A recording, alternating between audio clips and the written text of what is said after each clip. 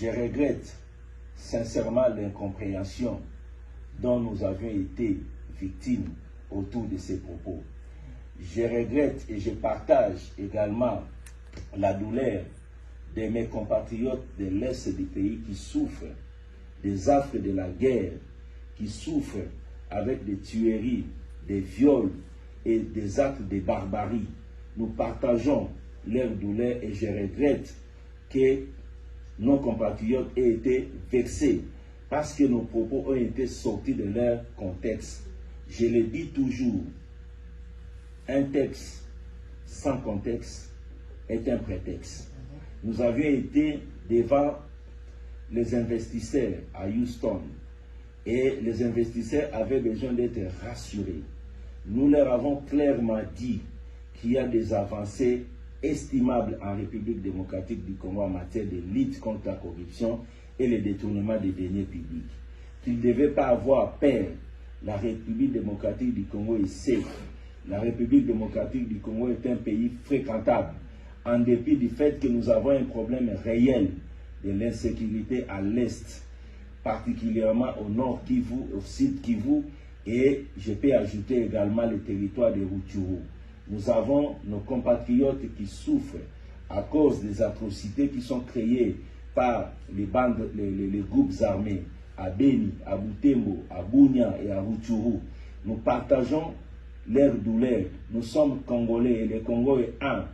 Quand ça ne marche pas à Bunia, c'est au Lualaba qu'on ressent les mêmes phénomènes. Quand ça ne marche pas à Beni, c'est à Matadi, c'est au Bandundu, c'est à Kinshasa que nous ressentons les mêmes problèmes.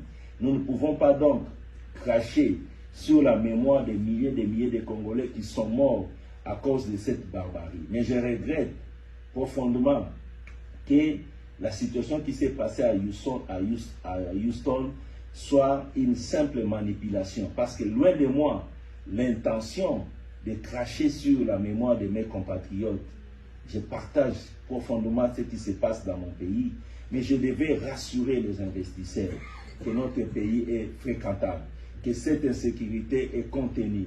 Le président de la République a accepté que la RDC engage des pourparlers avec les responsables des groupes armés pour mettre fin à cette situation.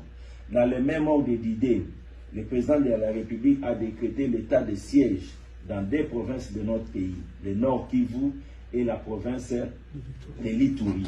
Tout ça, ce sont des efforts qui sont menés par des autorités congolaises souciées de la paix dans l'est de notre pays. Et nos forces armées se battent jour et nuit. Il y a de nos militaires qui tombent chaque jour et ils se battent pour que la paix revienne. Personne n'a le droit. Alors personne n'a le droit de cracher sur un tel travail qui est en train d'être fait et par le président de la République, par le gouvernement et par nos forces armées. Je n'ai pas ces droits-là. Donc, je partage la douleur de mes compatriotes qui souffrent à l'Est et nous sommes de cœur. Et je leur dis, au travers de vous, qu'il s'agit d'une simple manipulation. La manipulation est là parce que je peux vous dire, avant même que nous arrivions ici, plusieurs des prédateurs inquiétés par la lutte contre la corruption en train de prendre en air des Congo ont prétendu que nous sommes venus aux États-Unis pour chercher des appuis. Je ne sais pas de quels appuis. Moi qui vous parle, retenez que je ne chercherai pas un mandat électif. Je serai ni député provincial, ni député national, ni un mandat quelconque. Je suis fier d'être un fonctionnaire et je suis fier de traquer les délégats financiers. J'adore ce travail. Beaucoup me demandent pourquoi